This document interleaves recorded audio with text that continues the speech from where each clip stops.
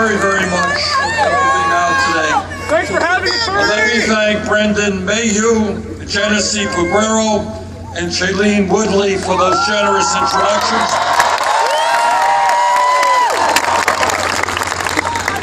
But mostly, let me thank all of you for being out here today and being part of an historic political revolution.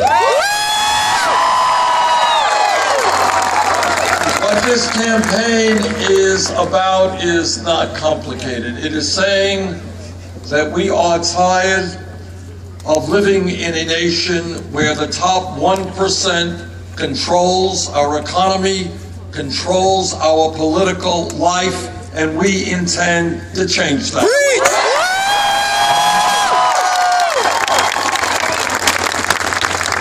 We began this campaign almost a year ago. And when we began it, people said, well, this is a fringe campaign. You know, Sanders an interesting guy, supporters interesting people, but don't take them seriously. Don't take them seriously because nobody really wants to challenge the billionaire class. Nobody really wants to talk about the major issues facing our country. Well, I think it is fair to say that after winning 16 primaries and caucuses, after starting this campaign 60 points behind Secretary Clinton, and now in national polls, we may be a few points up, a few points down. We have certainly narrowed that gap. And today, poll after poll shows us running a whole lot ahead of Donald Trump.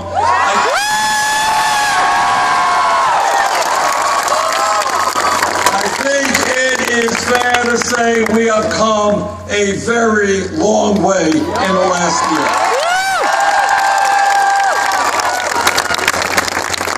The reason I believe that we are doing as well as we are is because we're doing something quite radical in contemporary American politics. We are telling the truth. The truth, as all of you know, in our own personal lives or in our political life, is not always pleasant. It's not always things that we want to hear. But we all know that if we go forward in our personal lives or in our political life as a nation, we have got to deal with the real issues that we face and not just push them under the rug.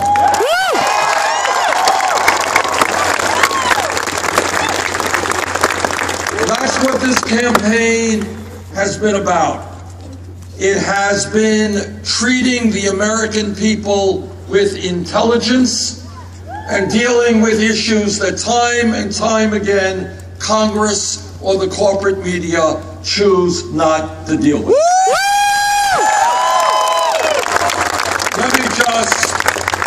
Let me just touch on a few of those issues.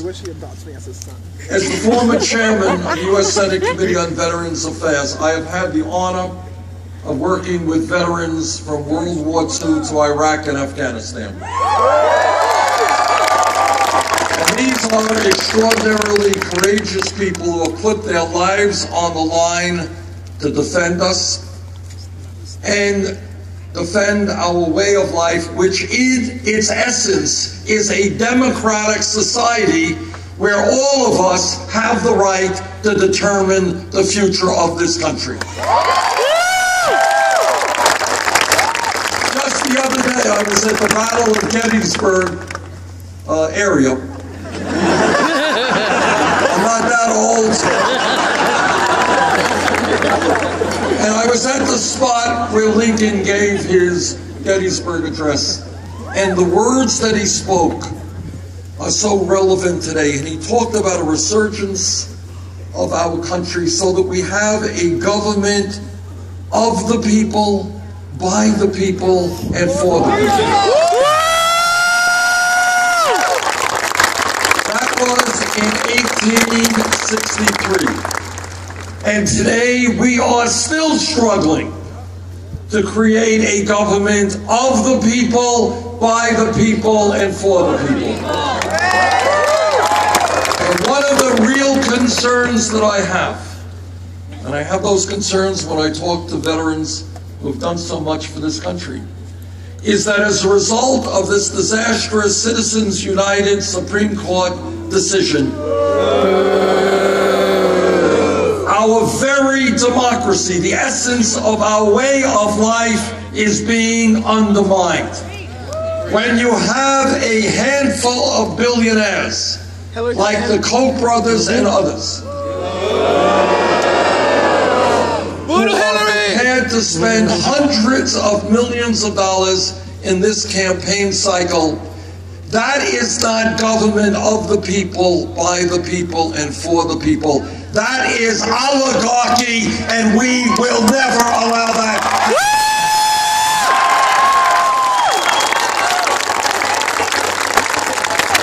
Too many people fought and died for American democracy. We're going to stop the drift toward oligarchy. We're going to overturn Citizens United.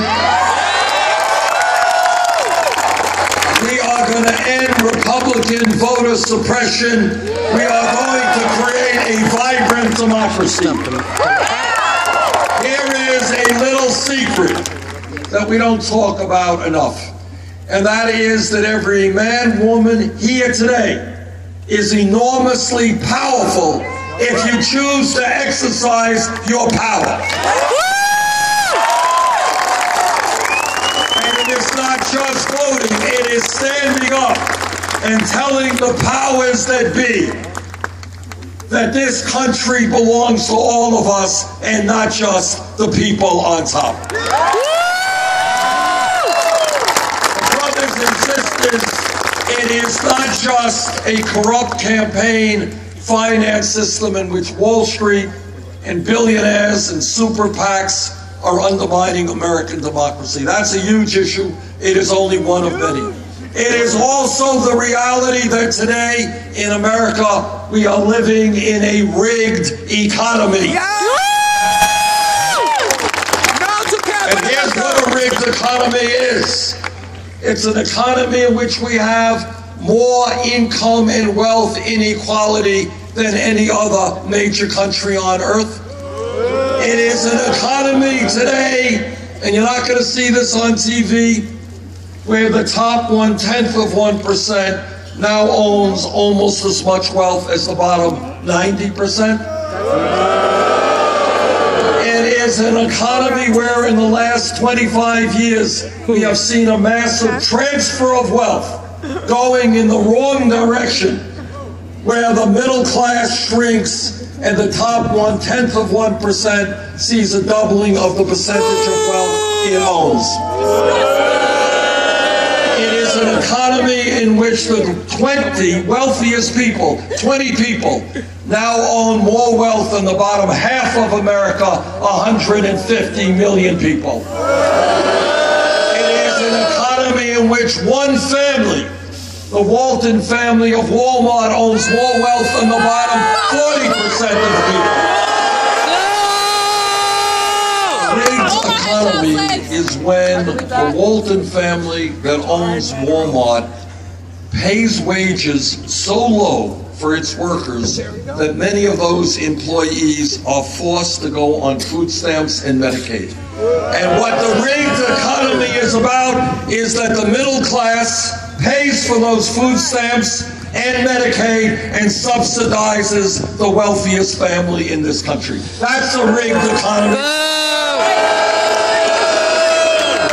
A rigged economy is when, despite huge increases in technology and worker productivity, most of our people are working longer hours for lower wages.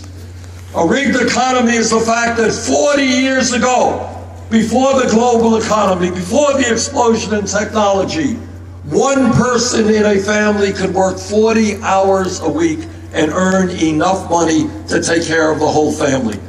And yet today, And yet today, mom is out working, dad's out working, the kids are out working. We are working the longest hours of any people in the industrialized world.